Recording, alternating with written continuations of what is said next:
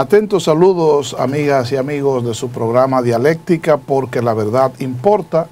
Nueva vez llegando a ustedes con este programa en el que tratamos temas de carácter filosófico, teológico, de educación, entre otros aspectos, como de costumbre, acompañado del profesor Julián. Julián, ¿cómo está todo? Bien, un saludo para ti, Juan, y un saludo para nuestra teleaudiencia que cada vez nos sigue en cada entrega con entusiasmo y nos envían su comentario. La idea es aportar ideas claras para que nuestras acciones puedan ser en correspondencia con esas ideas.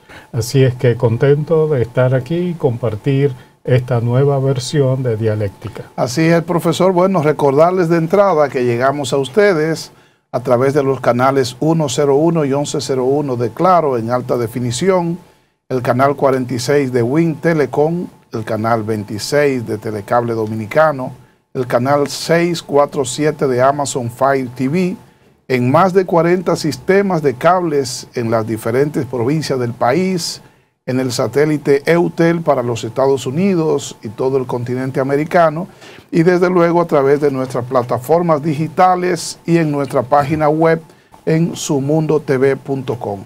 Profesor Julián, tenemos un invitado muy especial en el día de hoy. Vamos a ver de quién se trata. Bueno, se trata del doctor Luis Camilo Matos, quien es doctor en pedagogía por la Universidad Enrique Barona de Cuba, ¿verdad? Su doctorado lo obtuvo allá en esa universidad y también ha hecho programa de postdoctoral en la misma universidad.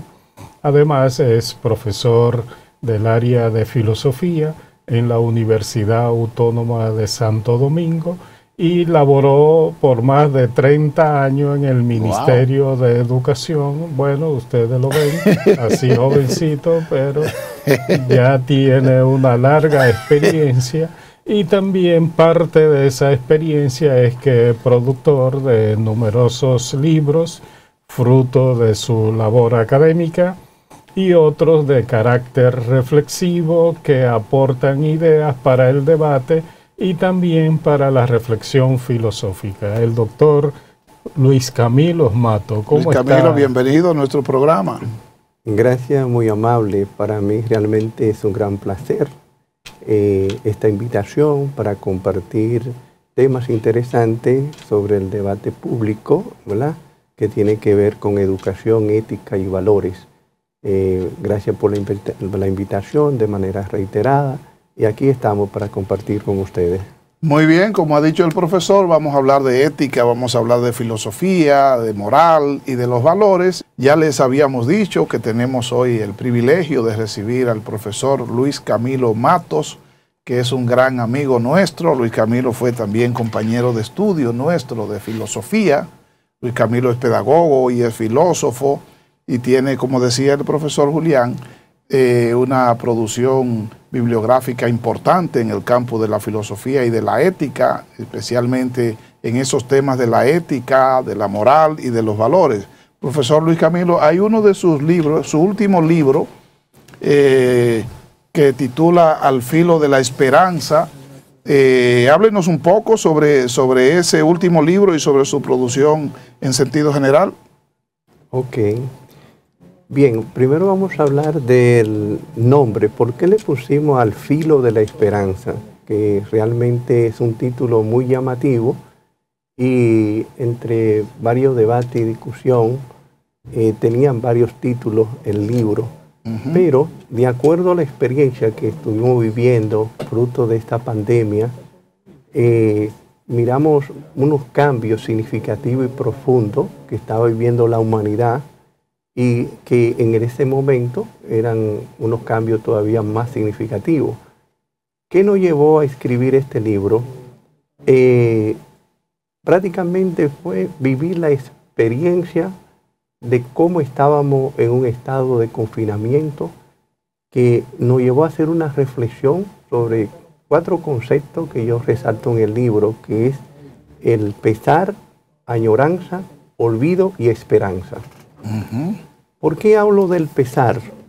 Porque realmente la humanidad vivió un momento donde sentía que como que todo el mundo se le estaba cayendo, como que los patrones, los valores, los principios en que realmente descansa nuestra sociedad, nuestra humanidad, estaban en un proceso como de debilitamiento. Incluso algunos con una visión religiosa llegaron a ver que era como el tiempo ya de los últimos tiempos que ya estábamos hablando.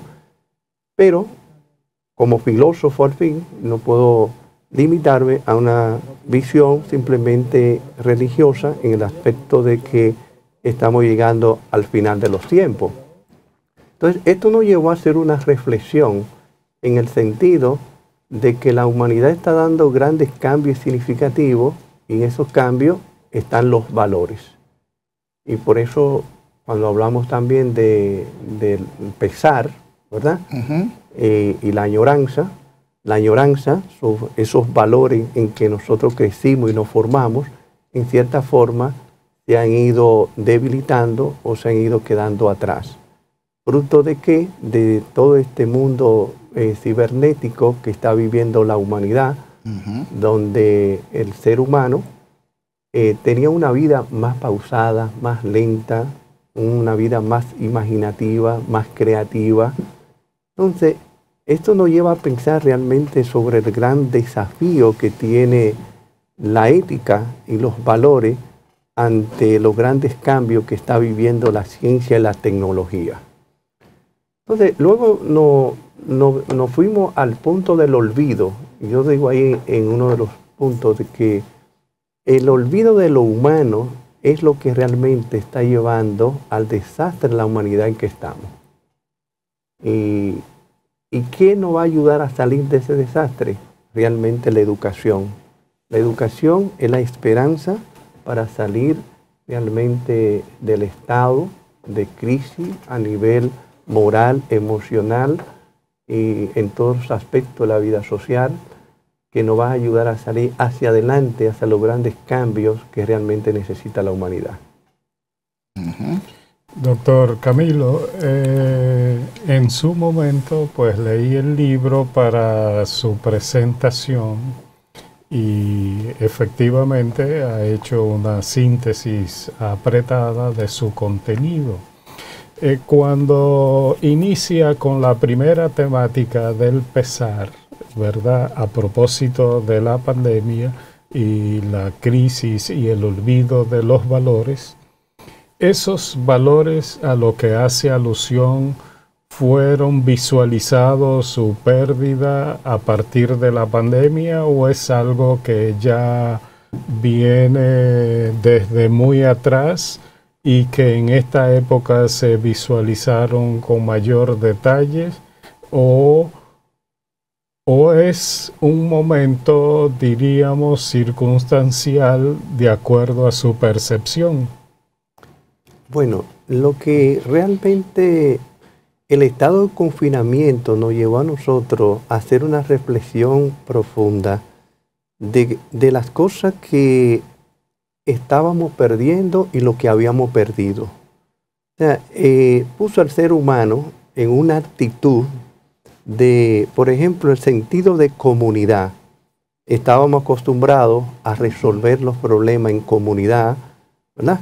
Y el aislamiento en que nos llevó a esto, nos dimos cuenta de lo importante que es la vida en comunidad, lo que es la ayuda mutua, lo que es la solidaridad. Entonces, cómo el ser humano vuelve a sacar desde abajo y a darse cuenta que la única manera de poder salir de cualquier crisis o catástrofe son los valores. O sea, el valor de la solidaridad. Fíjate cómo los oficiales, la gente de servicio, cómo entregaron su vida para poner el orden en la sociedad. Sí, los médicos, como muchas enfermeras arriesgaron su vida también. Entonces, eso nos muestra de que el ser humano, cuando es solidario, cuando es justo, cuando es honesto, cuando se entrega por los demás, cuando es compasivo, ¿verdad? puede salir de cualquier situación en que se encuentre la humanidad. Entonces, eso nos dio una muestra, eso fue una lección. Podríamos decir una lección realmente aprendida y que tenemos que seguir aprendiendo, en el sentido de que no podemos olvidar lo humano de lo humano para salir de cualquier situación que viva la humanidad. ¿Y cuáles indicios de pérdida de lo humano, a pesar de citar esos valores? Es decir, la condición humana, ¿cómo está siendo mermada y qué intuye que la está sustituyendo? Bueno, fíjate, estamos viviendo, yo diría, un individualismo extremo. El individualismo ha llevado al ser humano, en cierta medida, a pensar solamente dentro de su círculo. Entonces, esa postura individualista y al mismo tiempo también relativista de los valores, que la gente piensa que realmente lo que es valioso va a depender de los criterios individuales de cada uno, ¿verdad? Y el sentido de valor, como decía, ¿verdad?, este gran filósofo Sócrates, decía que el valor es absoluto, lo justo es justo, no puede ser relativo, como decían los sofistas, que planteaban el relativismo de los valores. Entonces todo esto ha ido mermando y ha ido escalando en la sociedad, ese relativismo moral, que en cierta medida tenemos que ir quitando esa mentalidad. No hay valores subjetivos, ¿verdad? Lo que sí pueden haber son contenidos valorativos diferentes en las culturas. Pero ahora que plantea eso de que hay una concepción subjetiva, los valores, ¿cómo podemos argumentar su existencia? ¿Existen? ¿Cuál es el modo de existir? ¿Cuándo sabemos que tenemos un valor delante? ¿Cuáles son esos indicadores de que ese valor existe? ¿O si son meras creaciones de la mente humana? Bueno, todo esto ha sido un debate de la filosofía, de diferentes corrientes filosóficas que han planteado el subjetivismo y el objetivismo de los valores. Pero la mejor forma de evidenciar que los valores existen es su sentido práctico en la vida social. ¿Por qué? Porque el valor tiene una condición social para transformar los estilos de vida de los seres humanos, para hacernos más solidarios, para hacernos más humanos, para hacernos más justos. Entonces, la evidencia, podríamos decir, más obvia, valga la redundancia, sería el sentido práctico en la vida social. Cómo los valores contribuyen a transformar los estilos de vida en la sociedad, por sociedad menos justa a más justa, menos solidaria a más solidaria. Bueno, mira, ese tema del relativismo y el absolutismo en relación con los valores, como tú dices, se ha discutido mucho a través del tiempo. La teoría del circunstancialismo que refiere Ortega y Gasset cuando habla del yo soy yo y mis circunstancias, también toman en cuenta el aspecto de el momento, ¿verdad? El estado de cosas, la circunstancia, el status quo, juegan un papel en relación con la posición que la persona asume o adopta frente a los valores. Es decir, que el tema, y bueno, y se habla de la inversión de valores, de cómo, aun cuando la persona tiene unos valores determinados o ha asumido algún tipo de conducta frente a unos valores, ante la realidad de la vida, y ahí puede entrar un aspecto de carácter existencial, esos valores la persona lo adecúa en cierto sentido a esas circunstancias muchas veces que tú referías, Julián. No, o sea, yo lo que creo es, y en eso, bueno, el doctor experto en esa temática nos puede ilustrar, es que uno ve que en cada época histórica hay valores que identifican esa época. Entonces, si la historia nos muestra de que se van dando cambios en las concepciones del hombre, y eso mismo también de alguna manera desplaza lo que se tenía como valor y se introducen nuevos valores. Y a propósito de eso se acuña el término de crisis de valor. Sí. Entonces, no puede ser que la misma historia nos diga que unos valores son sustituidos por otros valores.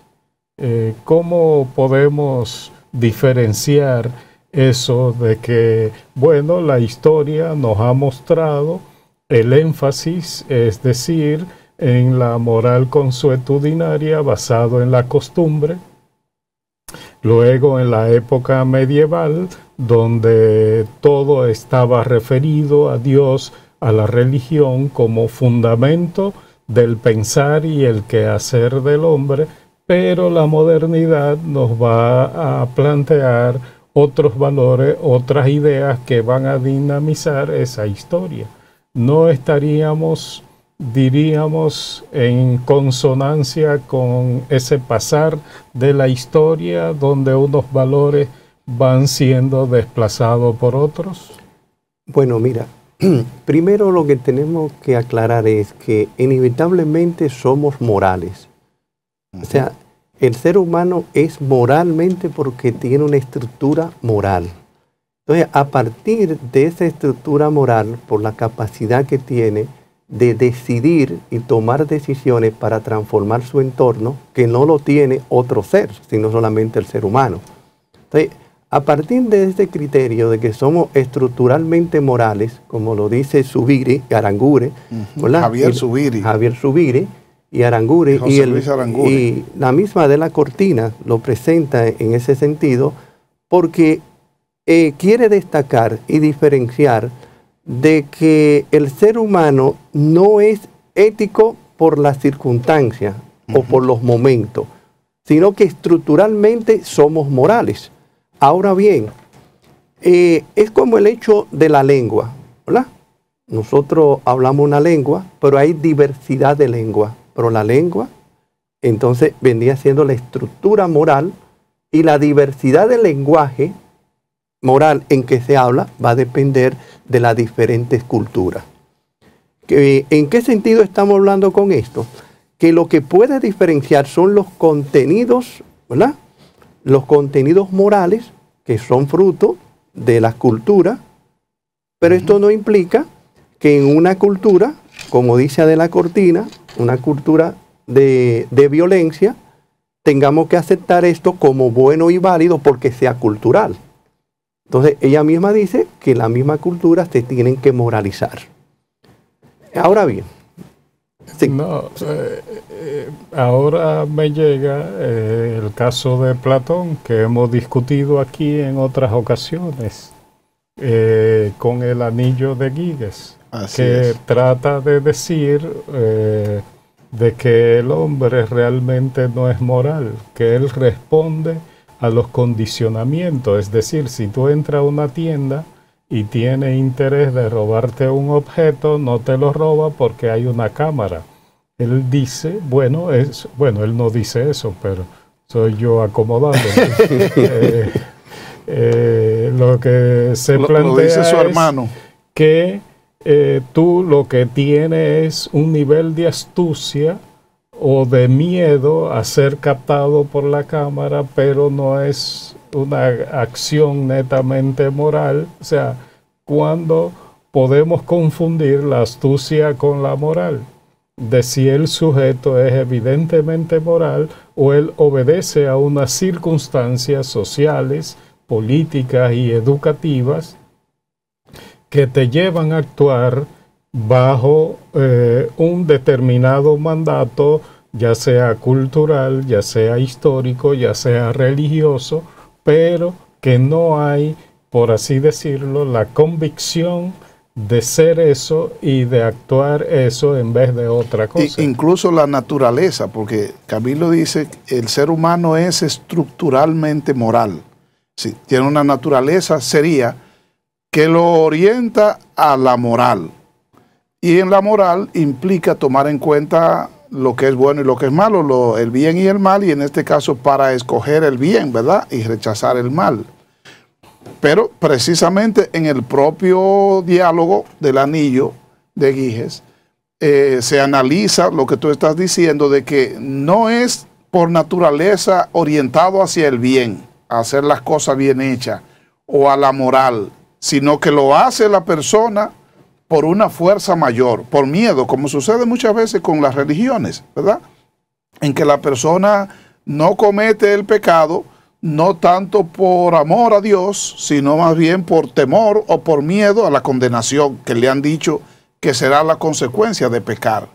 Entonces, Camilo, que tú abordas mucho esa temática, ese problema de si, y bueno, y otros tratadistas también han hablado de si el ser humano es bueno por naturaleza o no lo es, ¿verdad? Hablando de Hobbes o hablando de Maquiavelo y de otros que se han referido a ese tema. Bueno, fíjate, es interesante lo que estamos planteando porque ya esto, Nietzsche y Kant plantean el tema de la autoconciencia, que Nietzsche dice que para tener realmente un criterio sobre la moral hay que tener primero una autoconciencia moral, es decir, una convicción personal. Y lo va a replantear luego también Kant cuando habla de la moral autónoma. Entonces, aquí yo quiero hacer una diferenciación con lo que planteaba el doctor Julián, de por qué a veces nosotros actuamos de una forma determinada cuando nos están vigilando o cuando alguien nos está tomando en cuenta nuestras actitudes. Aquí tenemos que diferenciar lo que es la moral autónoma y la moral heterónoma. O sea, cuando hablamos de la moral heterónoma, es el tipo de moral que se va formando en el sujeto de acuerdo a las sanciones externas que puede recibir las personas y actúa por miedo a no ser sancionado a nivel externo. Este tipo de moral es típico en las empresas, en las instituciones, que cuando el jefe no está o cuando no está el director, los empleados andan de su cuenta. ¿Por qué? Porque ellos actúan apegados a un principio de no ser coaccionados a nivel externo. Pero el tipo de moral que realmente enseña Kant es la moral autónoma, que es la moral de la convicción personal. Que estando el jefe y no estando, uno tiene la autoconciencia del deber que debe de hacer. Entonces, esto es importante en la formación ética. ¿Por qué? Porque más que insistir en una moral heterónoma impuesta por la sociedad, tenemos que insistir en una moral autónoma que parta de la convicción del ser humano para estar claro sobre lo que tiene que hacer, el sentido del deber.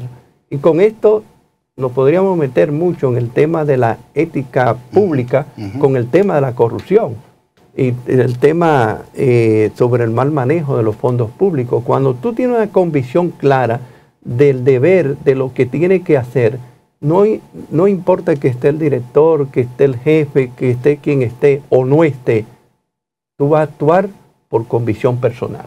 Y ahí es donde realmente juega el papel la educación moral autónoma de lo que plantea Emmanuel Kant. Sí. Y en el caso, diríamos, de la moral que se desprende de la concepción religiosa, que es una moral de cierta manera heterónoma, de que hay alguien fuera de ti que te impone las normas. Entonces, ¿cómo queda la vinculación de un ser humano que actúa por temor al castigo de Dios? Bueno, ese es otro tema interesante. Por aquí estamos viendo dos planteamientos diferentes. Sí. Lo primero es que la ética, la moral es obligatoria. ¿Por qué? Porque exige la humanización del ser humano. Y decíamos que eso forma parte de su estructura moral. Sí. Ahora, la religión es opcional.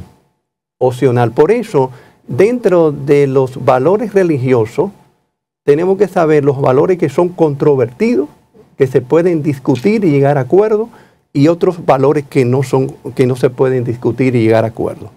Por ejemplo,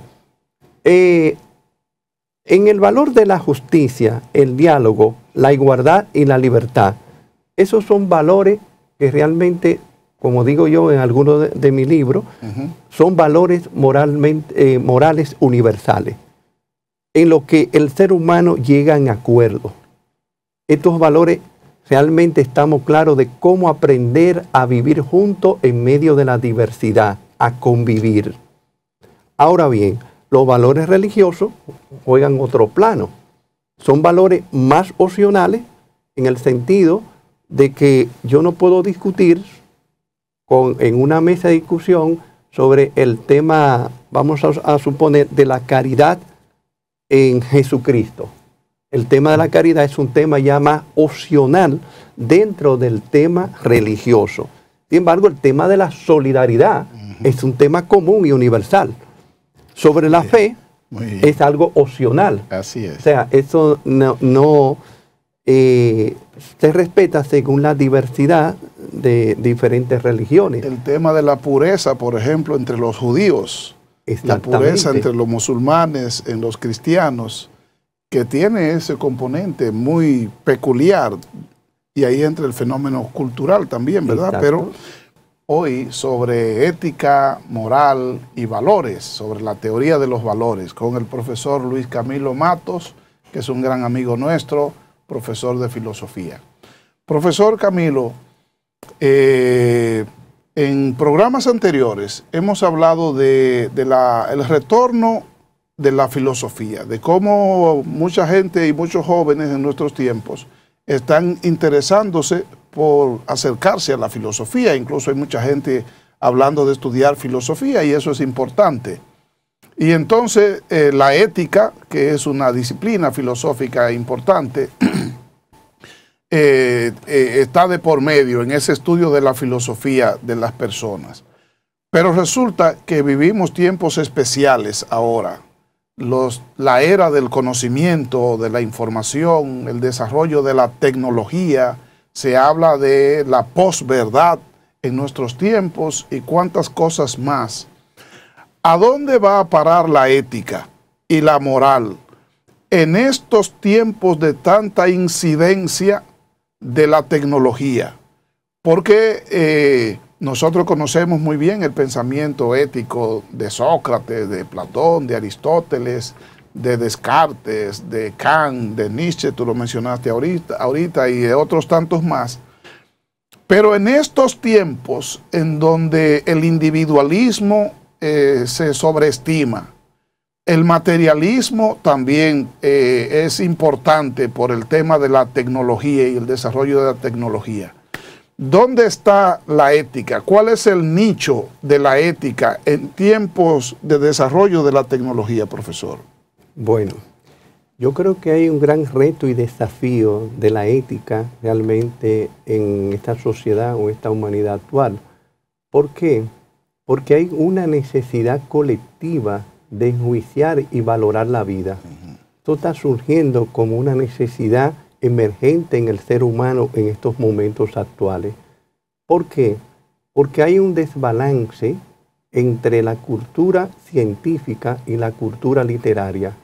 Este desbalance que estamos mirando, estamos viendo cómo se ha ido desarrollando de manera vertiginosa la ciencia y la tecnología, y se ha quedado un poco rezagada lo que es el desarrollo de la cultura literaria, que implica el desarrollo del pensamiento crítico, analítico, la capacidad de enjuiciar y analizar la realidad, el entorno, pero al mismo tiempo también la capacidad imaginativa y creativa del ser humano, que se ha ido perdiendo un poco. Esto es fruto de todo lo que es la cultura literaria, que involucra la filosofía, la ética, la poesía y el arte. Entonces, en estos momentos actuales, es urgente tratar de buscar un balance. Ya lo vaticinaba Albert Einstein, decía que se sentía orgulloso cómo la ciencia y la tecnología habían contribuido al desarrollo de la humanidad, pero al mismo tiempo se sentía preocupado que la misma estuviera manejada por una moral ciega, sin principios y sin valores, y que él temía que algún día la humanidad cayera en manos de la tecnología, donde vamos a tener una generación o una nueva generación de idiotas. Es una afirmación bastante seria y categórica que hace Albert Einstein. Pero esto tiene sus implicaciones. ¿Por qué? No sé si ustedes han visto un video pequeño que está pasando mucho por YouTube, un cortometraje, sobre las consecuencias a lo que nos está llevando el asunto del uso del celular de manera compulsiva, donde estamos realmente, nos aislamos dentro de un mismo contexto, ¿verdad? Y estamos en una actitud como de apatía e indiferencia ante los demás. Entonces, en el mismo libro del Al filo de la esperanza yo hablo esto, ¿verdad que sí? Que de cómo el ser humano puede estar dentro de un mismo contexto. Por ejemplo, el padre está revisando los correos de WhatsApp, el niño está en una tablet jugando, la mamá está viendo la televisión y están en un mismo entorno, pero en ese mismo entorno están en conciencia dividida, es decir, están en espacios vacíos donde cada quien está en su mundo diferente dentro de un mismo entorno.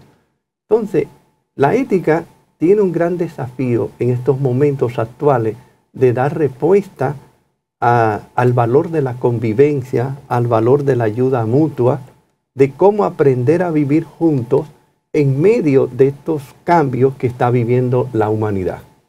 Es un gran reto y desafío ahora mismo. La profesora Adela Cortina la llama la tía pobre que tenemos en la casa, ¿verdad? Que sabemos que está ahí, que es pariente nuestra, pero no la sentamos a la mesa o no la sentamos en la sala a conversar porque es la tía que vino del campo y entonces la conversación es entre las personas que manejamos la tecnología y todo eso. Entonces hay un proceso, dices tú, de sustitución ahí viene un tema complicado, de esos valores tradicionales, de esas costumbres, de esa cultura. Se va sustituyendo por la tecnología, pero al mismo tiempo, profesor, nosotros no podemos cargarla contra la tecnología, porque la tecnología también es producto de un desarrollo científico que tiene un propósito que se supone que debe ser en beneficio también de las personas y para la mejoría de la vida. La idea de la tecnología es esa. Entonces, el papel es cómo nosotros, sin ponerle un freno a la ciencia y a la tecnología para sentarla a esperar a la ética, a la filosofía y a la literatura, sin parar uno para esperar la otra, sino cómo nosotros avivamos el paso de la ética, de la moral, de la filosofía, para que puedan acoplarse, como dice, con la ciencia y la tecnología y desarrollarse de manera conjunta. Fíjate, ahí volvemos a la teoría de los fines que plantea Kant, ¿verdad? La tecnología no puede ser un fin en sí mismo. Lo que tiene que ser un fin en sí mismo es el ser humano. Kant dice en una de sus máximas, actúa de tal manera que tenga en cuenta a la humanidad, el ser humano, como fin en sí mismo y no como puro medio. Entonces, ¿dónde está el gran problema? La inversión de valores que se ha hecho, donde se puede endiosar la tecnología como un fin y utilizar al ser humano como un medio. Y debe ser todo lo contrario. La tecnología tiene que estar al servicio del ser humano para humanizar más al ser humano. Así es. Y ahí es el gran reto y desafío que ocupa la ética en los medios de comunicación, por ejemplo, en las redes sociales. Porque estamos viviendo una serie de cambios profundos y significativos en todos estos aspectos. Si ustedes notan en lo que escribió Vargas Llosa hace unos años atrás sobre la civilización del espectáculo, en uno de sus libros, habla sobre esto. Ya eso se había vaticinado sobre la situación de las redes sociales y estos medios de comunicación masivos, de cómo iban a cambiar la conciencia del ser humano en la forma de percibir el mundo, en el sentido de la compasión, en el sentido de la sensibilidad humana, donde ustedes pueden ver que si sucede un accidente, en la calle, la gente disfruta más presentando esto, dando like, que ir a socorrer realmente una vida humana. Entonces, esto es parte de los retos y desafíos que tiene la ética en medio de esos cambios que estamos viviendo sobre el mal uso de las redes sociales, de cómo se utilizan para manipular, engañar y en cierta forma mantener atado, como decía este gran filósofo, en forma de títere y manipulado para guiarlo en forma de masa. Como dice Nietzsche, Nietzsche dice que hay que salir de la mentalidad de rebaño. Y el problema de los medios de comunicación de masa es a veces querer entrar a los seres humanos en una comunidad de rebaño para que piensen y actúen de acuerdo a lo que ellos tienen planificado. Y bueno, Juan mencionaba de alguna manera las concepciones que tenemos sobre el hombre, en este caso Rousseau, que dice que el hombre es bueno por naturaleza y la sociedad es quien lo ha dañado. Y cuando se le pregunta a Rousseau, entonces volvemos para atrás a la época primitiva, dice, no, bueno, de lo que se trata es de mejorar las instituciones para que hagan de este sujeto un sujeto bueno. La sociedad, el conglomerado, pues de alguna manera lo ha dañado. Ahora, doctor Camilo, tomando eso como referencia, los aportes de la tecnología y eso que se vislumbra, diríamos, los efectos negativos a esta generación, la que formamos parte, y las nuevas generaciones que abrazan con más entusiasmo. De la que milagrosamente formamos parte. Aunque sea de refilón. Sí. Entonces, ¿cuál sería, cómo vislumbra la adecuación entre la ética y la tecnología, o desplazamos y nos deshacemos de la tecnología, o qué, o sea, cuál sería el punto de análisis y el trato al tema del desarrollo tecnológico, donde Habermas habla de la condición poshumana del ser humano. Cuando tú vienes a ver, tú estás lleno de aparatos que te mantienen vivo o te hacen, diríamos, un marcapaso que te hace mejor funcionar. O sea, que eres casi una semi-máquina funcionando. Es decir, ¿cómo vislumbraríamos un cambio de posición o de actitud o de manejo con respecto a la ciencia? ¿Volvemos hacia atrás o qué haremos de cara al futuro? Bueno, ese es el papel que juega la educación ahora mismo, el gran papel, sobre todo la educación en valores, de tratar de llevar un balance, un equilibrio entre la cultura literaria y la cultura científica. Es tan importante la ciencia y la tecnología para el desarrollo de la humanidad, como también es tan importante la manera colectiva de poder enjuiciar de manera crítica y de poder valorar el mundo. Entonces, ambas cosas tienen que ir de la mano. Cuando yo hablo del desbalance, lo que estamos es abogando en una nueva educación en valores, es tratar de mantener un balance entre la cultura científica, que abarca todo lo que tiene que ver con la tecnología, porque es buena para el desarrollo del ser humano siempre y cuando se le dé el buen uso para humanizar y no deshumanizarse.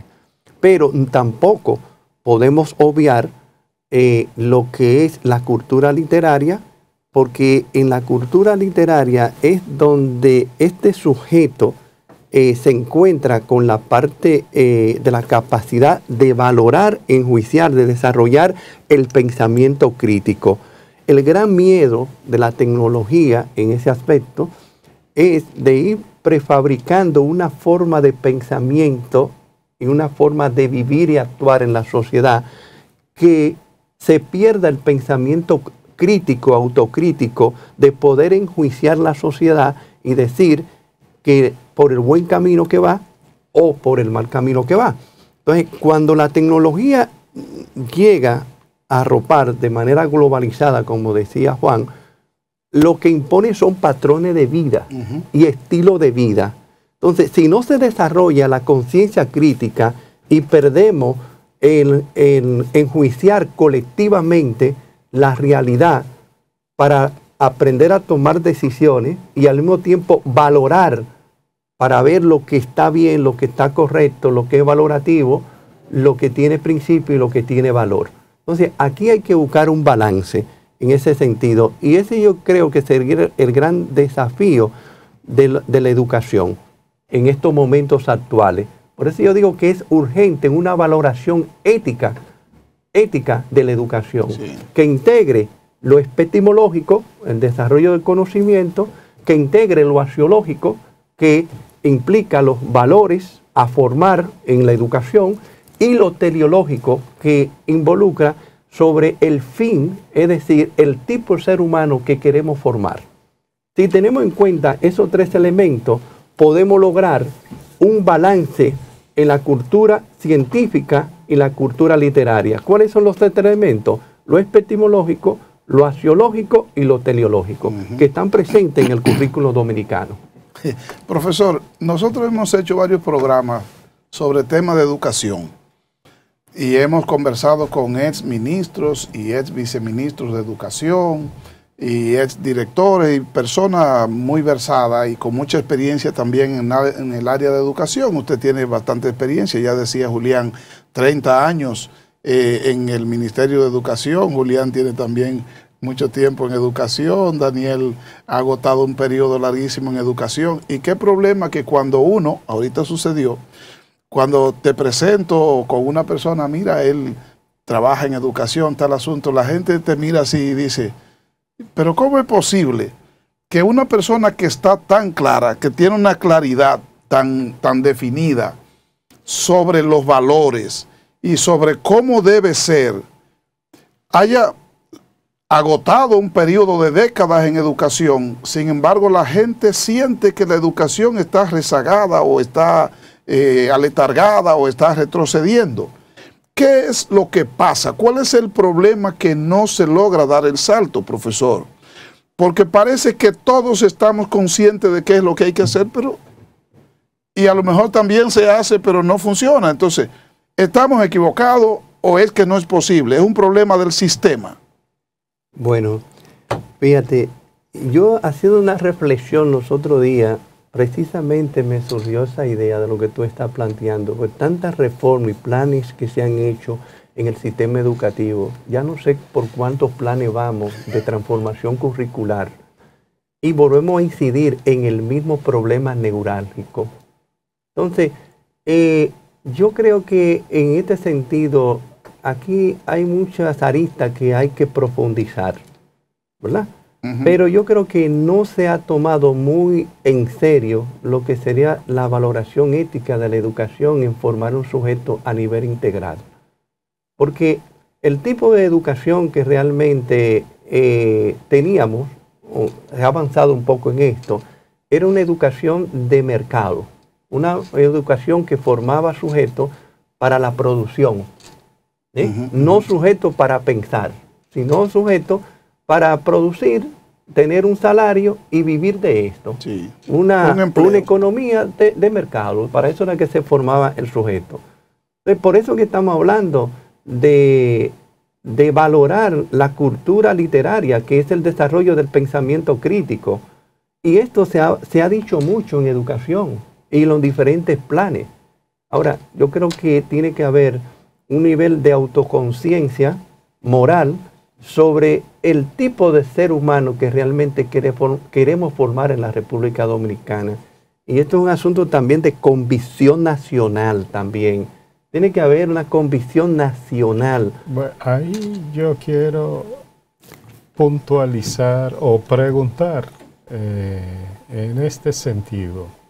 O sea, ha dejado entrever que las reformas son documentales o el asunto ético es un asunto netamente académico, o, por ejemplo, no sé en el caso particular de ustedes, pero los papás nuestros no fueron a la universidad y nos educaron y añoramos esos padres que nos educaron, pero ellos no eran académicos. O sea, es un asunto de academizar la ética, los valores, o qué es lo que falta, porque académicamente en el currículo hay unas competencias éticas planteadas. Entonces, ¿qué pasa? Que lo que pasan por el sistema, si salen con esas competencias éticas o esa academización de la ética, la moral y los valores, ¿basta o no basta? Fíjate, mira, eso es un tema bastante polémico porque algunos pensadores plantean que la educación en valores debe de realizarse en el hogar, en la casa. Y que la formación de conocimiento y el aspecto epistemológico es propio de las escuelas, la academia. Ahí hay unos debates. Ahora, ¿qué es lo que realmente tenemos que tener claro? Que para la formación de un sujeto a nivel integral, ¿verdad? Tiene que haber un plan de trabajo, no solamente con la escuela, sino que la escuela tiene que vincular familia, escuela y comunidad para que se pueda desarrollar un verdadero plan educativo para la transformación del sujeto que queremos. Pero suponiendo que eso que dices se haga, la escuela, la familia y la comunidad, y esos jovencitos ven un modo de actuar de los líderes sociales, líderes políticos, líderes religiosos, ¿cómo queda ese modelaje del liderazgo ante la escuela, la comunidad y la familia? Y ve que este sujeto que actúa de cualquier manera tiene más éxito o éxito económico, y usted que se ha dirigido por el libro y con austeridad, entonces está en otras condiciones. Es decir, ese espejismo o la función que ejerce el liderazgo nacional, que sirva de espejo y de modelo al que está en la escuela, al que está en la familia y eso. Sí, bueno, fíjate, profesor, mira, déjeme decirle algo sobre eso. Usted se retiró de educación. Eso se llama jubilarse. Jubilarse, sí. Con jubilación, 30 años más o menos. 30, sí. Y hay otros compañeros de nosotros que también se jubilaron. Profesor, cuando usted entró a trabajar a educación, a servir en educación, y esos otros compañeros que están jubilándose, las personas que dirigían el sistema educativo, el Ministerio de Educación y todas esas reformas que se estaban haciendo, son las personas que están dirigiendo ahora esas reformas también. Cuando tomamos los nombres de todos esos proyectos y esos planes que se han hecho cada 5, cada 10, cada 4 y cada año, se repiten los mismos nombres.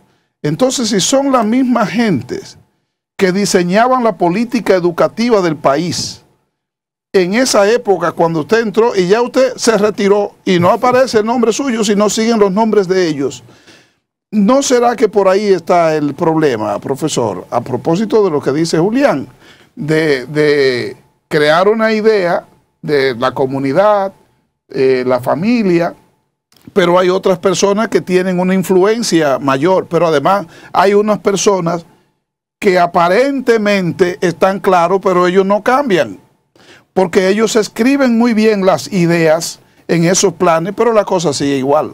Por ejemplo, el clientelismo en la política.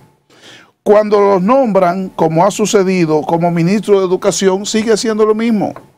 Entonces, después que salen de dirigir el Ministerio de Educación, son los que más saben y cuál es la solución que tienen. Así lo saben todos. Pero cuando están dirigiendo el Ministerio de Educación, entonces siguen los mismos odres viejos. Ese es el gran problema. Bueno, Es un gran problema que yo creo que tenemos que analizarlo de diferentes puntos de vista, pero me gustaría dejar algunas ideas claras. Y es que yo recuerdo una frase de Karl Marx que decía que los filósofos de su época se pasaron la mayor parte del tiempo tratando de interpretar el mundo, y de lo que se trata es de transformarlo. Sí. ¿De qué yo creo que realmente ha faltado en el sistema educativo? Un sentido práctico de cambios, pero en la praxis social. Yo digo que los educadores y las reformas educativas y los planes curriculares se han pasado la mayor parte del tiempo tratando de interpretar la educación dominicana, buscando diferentes aristas. E incluso, es bueno mencionar esto, que la ley de educación nuestra es una de las leyes mejor en América Latina, revisada, con un rediseño perfecto a nivel de descripción, pero en el sentido práctico de cómo se cumple la ley, ahí donde tenemos el problema. O sea, a nivel de rediseño, somos muy buenos. Incluso tenemos una competencia que nos han elogiado a nosotros en asuntos de rediseño curricular. Pero en el asunto práctico de llevar a la acción estos cambios que se plantean ahí donde se tranca el juego.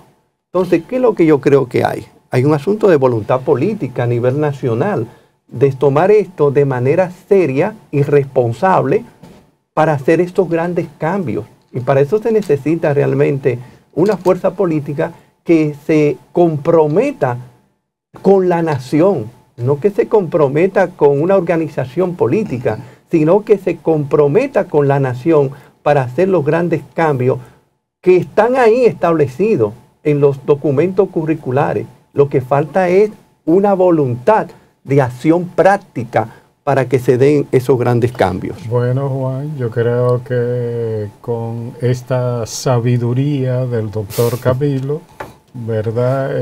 Siempre quedan ideas por debatir y discutir, y como lo es el tema educativo, que es un tema de debate nacional, pero yo creo que estas ideas del doctor Camilo pues ilustran, y de lo que se trata es de agradecerlo. Y Juan, reiterarle la invitación al doctor Camilo para que pueda en otro momento estar con nosotros. Bueno, muchas gracias, profesor, por acompañarnos en este programa. Bueno, gracias a ustedes por la invitación y muy amable, estamos a su disposición. Bueno, pues lo que nos queda es vernos en una próxima entrega. Un saludo para todos. Hasta luego. Gracias. Su Mundo TV.